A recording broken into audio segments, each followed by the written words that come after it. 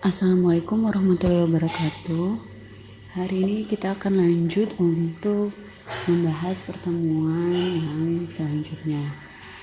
Pertemuan kedua kali ini membahas tentang personal hygiene pasien dan petugas kesehatan serta pencegahan infeksi juga kebersihan lingkungan dalam pemeriksaan radiologi.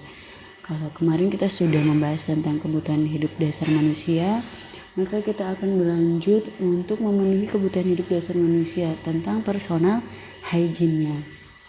Oke, kita mulai membahas satu persatu.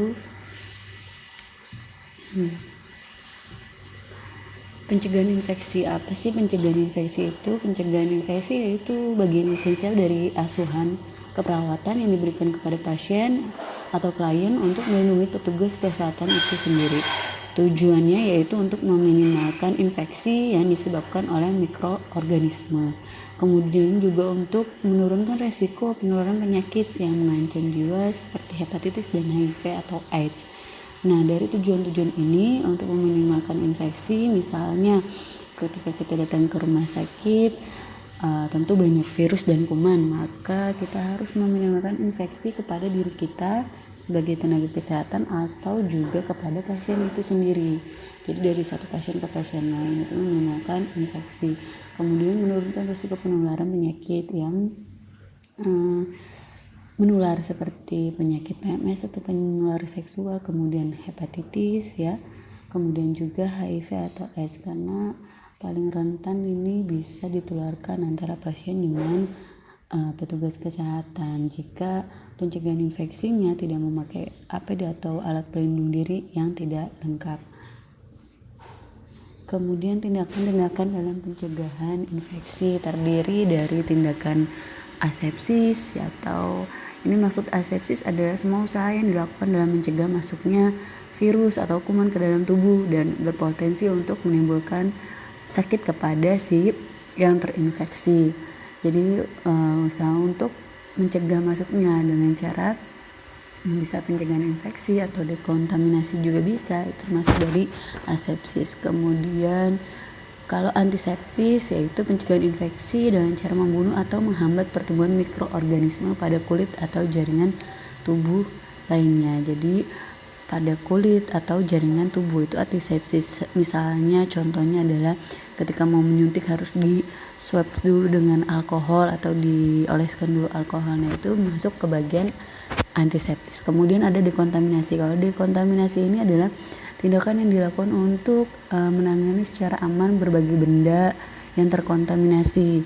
Misalnya benda alat-alat kesehatan, suntik, kemudian jarum suntik, kemudian ada gunting misalnya pada tindakan bedah operasi dan lain-lain, sehingga alat-alat tersebut yang sudah terkontaminasi dengan darah dan cairan tubuh si pasien harus kita lakukan pencucian ya. Kemudian didekontaminasi peralatan medis seperti sarung tangan, kemudian misalnya meja periksa itu juga harus sering-sering didekontaminasi ya. Pokoknya yang benda-benda yang terpapar darah atau cairan tubuh.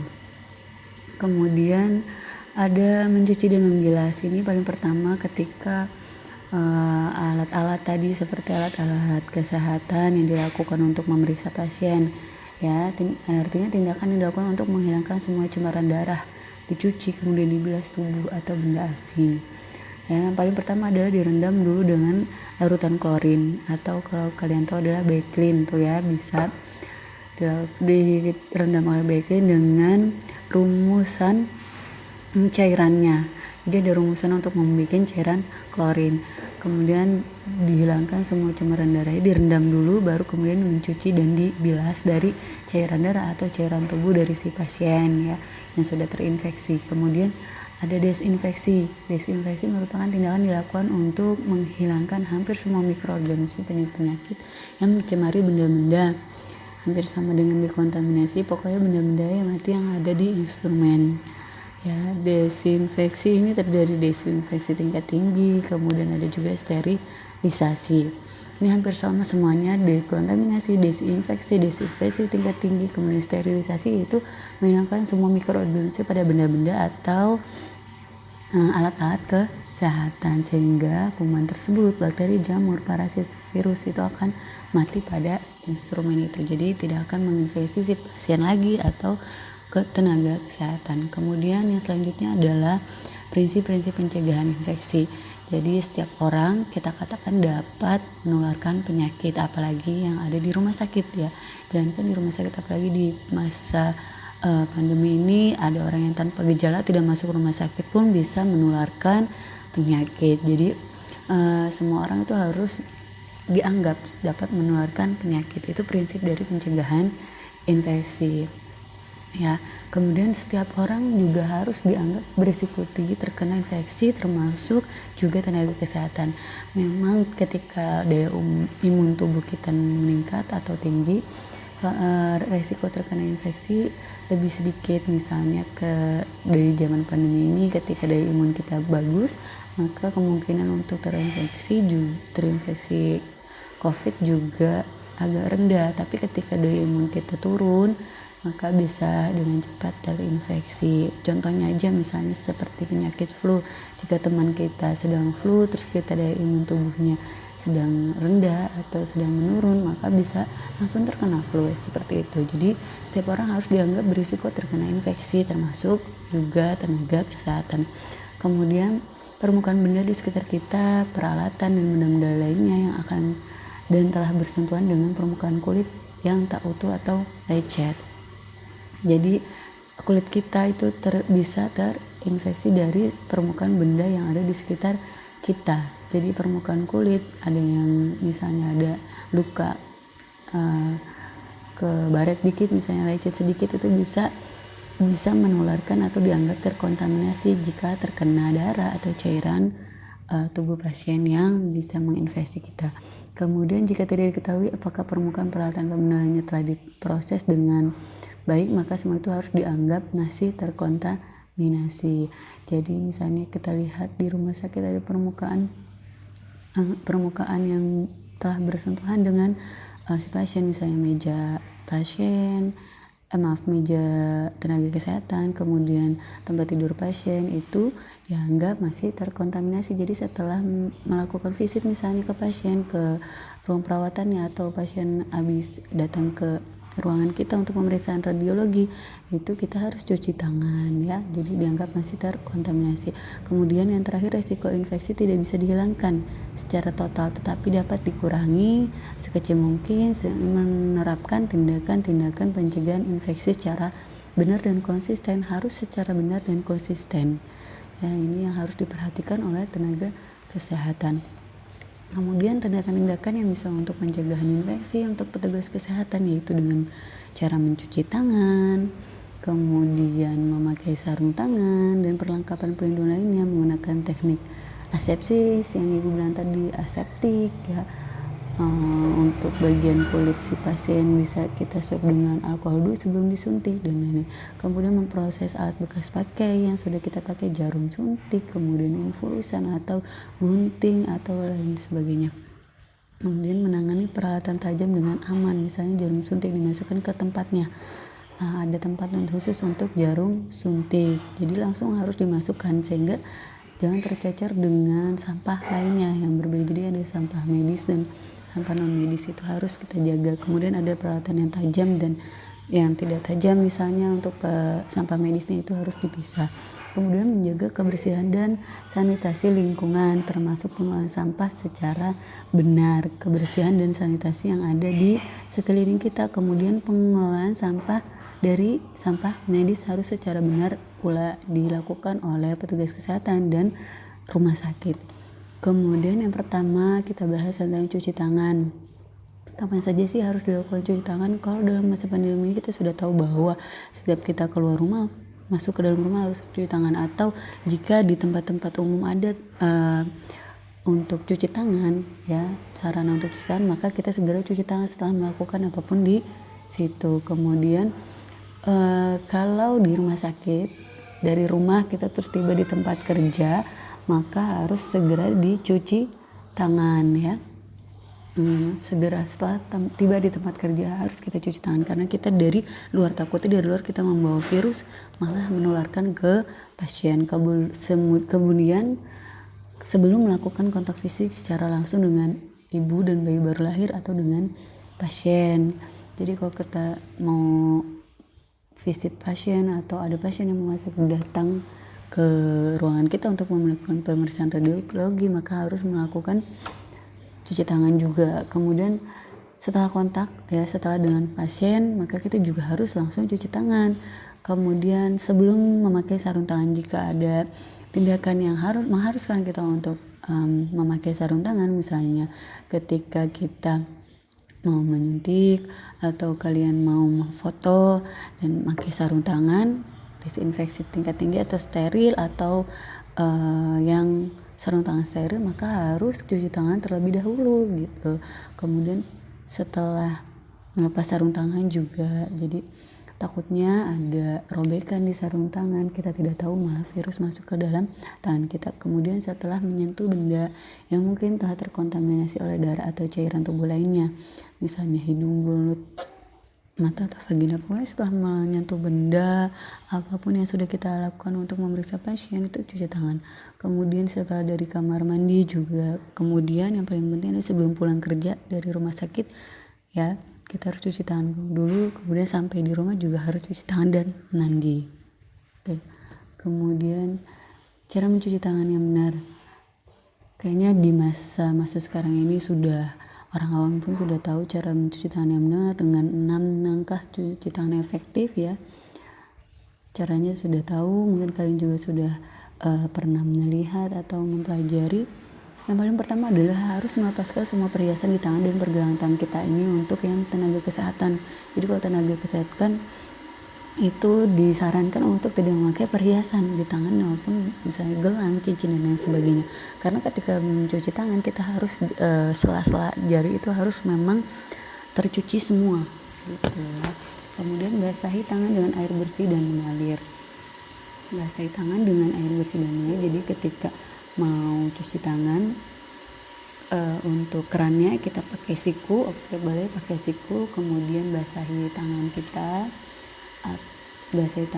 dengan air bersih dulu dan mengalir, kemudian baru digosokkan dengan kuat dengan 6 langkah cuci tangan tersebut. Kemudian atau menggunakan hand sanitizer kalau sekarang ya, dengan hand sanitizer juga bisa selama 10-15 detik digosok seluruhnya secara benar. Terlihat kotor. Kalau misalnya tangan lebih terlihat kotor, maka harus lebih lama lagi untuk dicucinya di basah. Kemudian setelah itu bilas tangan dengan air bersih yang mengalir ya, air bersih yang mengalir. Kemudian kan biarkan tangan kering dengan cara diangin-angin atau lap dengan tisu dan handuk. Dan lap dengan tisu dan handuk itu jangan seperti ngelap kalau digosok-gosok, tapi harus dari bawah dulu handuknya pelan-pelan, terus sebelahnya lagi, bagian sebelahnya lagi, baru dikeringkan seperti itu ya. Ini langkah-langkah cuci tangan. Jadi ada yang bilang 6 langkah, ada yang bilang 7 langkah, tapi sebetulnya memang sama ya.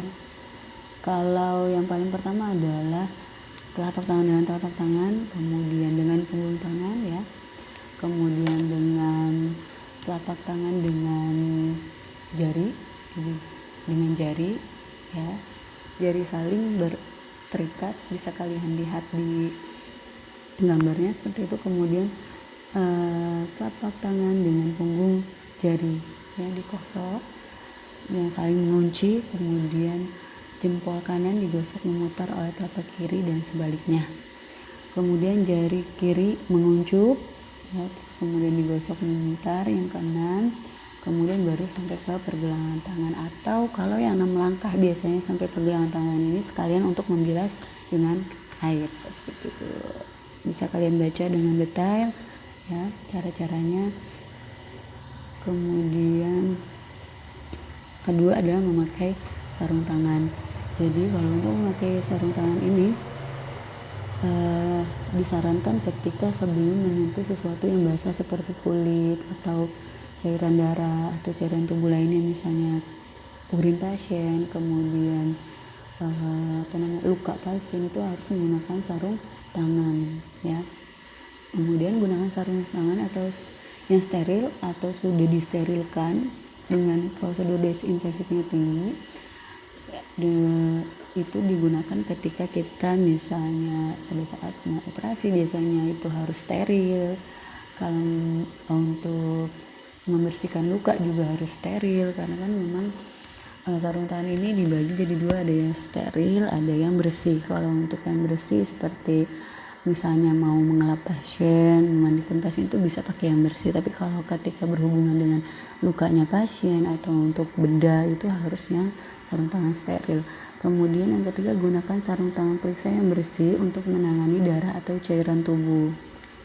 Ya. Kemudian gunakan juga sarung tangan rumah tangga atau tebal ketika mencuci peralatan dari alat-alat kesehatan ya. Kemudian juga bisa menangani sampah, kemudian membersihkan darah dan cairan tubuh. Jadi ketika melakukan membilas, mencuci itu harus menggunakan sarung tangan rumah tangga yang tebal ya, karena misalnya kalau ada pisau bedah yang kita bersihkan itu jangan sampai kena ke kulit kita. Kemudian penggunaan teknik aseptik mencegah terjadi kontaminasi oleh mikroorganisme yaitu pada jaringan bahan dan alat steril, diantaranya penggunaan perlengkapan pelindung pribadi atau APD, kemudian antiseptis yaitu mengoleskan alkohol ke tubuh ya si pasien, misalnya terus menjaga tingkat sterilitas atau desinfeksi tingkat tinggi. Kemudian pencegahan perlindungan dari pribadi yaitu APD, misalnya menggunakan celemek, sepatu, masker, kemudian kacamata pelindung, sepatu boot, pokoknya yang lengkap ya dari atas sampai bawah sepatu boot. Nah kalau yang sekarang untuk menggunakan COVID itu untuk pakai face shield bisa ya, kemudian APD ya, masker wajah atau celemek plastik. Kemudian tindakan antiseptis yaitu dilakukan untuk mencegah infeksi dengan cara membunuh atau mengurangi mikroorganisme pada jaringan tubuh atau kulit. Kemudian cuci tangan secara teratur ya, kemudian membersihkan luka misalnya dengan betadine, mengoleskan alkohol semuanya. Kemudian personal hygiene, maksud dari personal hygiene adalah berarti personal ada orang, kemudian hygiene bersifat sehat. Dari bahasa ini, jadi personal hygiene tindakan untuk memelihara kebersihan dan kesehatan seseorang atau untuk kesejahteraan fisik dan psikis si pasien. Tujuannya itu meningkatkan derajat kesehatan, memelihara kebersihan dan lain-lain. Dampak masalah yang bisa timbul akibat personal hygiene misalnya gangguan fisik, timbulnya iritasi kulit, kemudian membran kulit. Jadi si pasien juga walaupun dia sakit, kita harus memandikan, tetap personal hygiene-nya harus kita jaga. Misalnya membersihkan kukunya pasien, kemudian menyikat gigi misalnya, atau mengkeramas pasien, itu juga dalam keperawatan itu dipelajari karena bagian dari personal hygiene si pasien.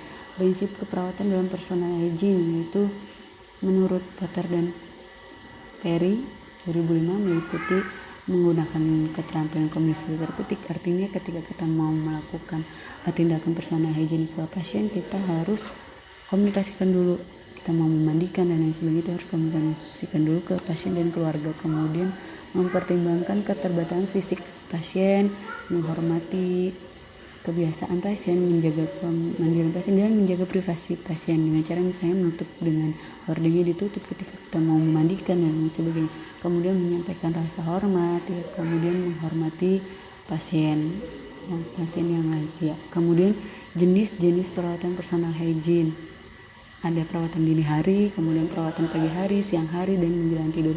Kalau dini hari misalnya ketika mempersiapkan pada waktu bangun tidur, kemudian melakukan pertolongan. Kalau pagi hari misalnya memandikan pasien, merapikan tempat tidurnya, itu masuk dari personal hygiene. Kemudian perawatan siang hari itu mencuci tangan si pasien, membersihkan mulut pasien misalnya, merapikan tempat tidur lagi, atau membersihkan lingkungan si pasien. Kemudian menjelang tidur, cuci tangan, menyiapkan makan misalnya ketika malam, atau membersihkan mulut si pasien. Kemudian ini bisa kalian baca perawatan diri pada kulit, misalnya memandikan pasien, pada kaki dan kuku, memotong kuku-kuku pasien, perawatan rambut dengan cara untuk mengkeramasnya. Kemudian perawatan gigi dan mulut, misalnya pasien dibantu untuk sikat gigi. Kemudian ada perawatan perineal, wanita itu melakukan perawatan pada vulva hygiene atau bagian genital si wanita, itu kita cuci ya, kita bersihkan. Kemudian bisa juga untuk pria juga sama, vulva hygiene juga namanya, bersama yaitu genital pasien. Kemudian kebersihan lingkungan. Lingkungan adalah segala sesuatu yang dimana organisasi itu bisa hidup ya, keadaannya mempengaruhi si pasien, kesehatan. Kemudian kebersihan lingkungan harus dijaga karena akan berhubungan langsung dengan fisik kita secara fisikis, kemudian secara fisik, biologis, sosial ya, sehingga harus dijaga. Kemudian kebersihan lingkungan di rumah sakit tentunya harus dimana klien itu banyak menghabiskan waktunya kan, dapat mungkin harus menyenangkan dan memudahkan. Kemudian penyediaan ruang atau tempat keselamatan, kesenangan dan kemudahan, kebersihan lingkungan, pokoknya harus bersih rumah sakitnya, dipel, dilap, terus kemudian diganti tempat tidurnya, spraynya tiap hari itu harus diganti, sehingga akan menghindari dari infeksi nosokomial atau infeksi yang terjadi di rumah sakit, misalnya antara pasien dengan pasien atau antara pasien dengan tenaga kesehatan. Terus kemudian juga untuk kenyamanan pasien dan tenaga kesehatan itu sendiri. Nah, ini tata ruangnya bisa kalian baca apa saja untuk dekorasi. Kemudian hal-hal yang harus diperhatikan untuk perawatan tempat tidur harus selalu bersih, diganti setiap hari, harus bersih, apalagi kalau misalnya kotor harus langsung diganti ya kan. Kemudian masang linen juga harus dengan tepat, bisa kalian baca ya.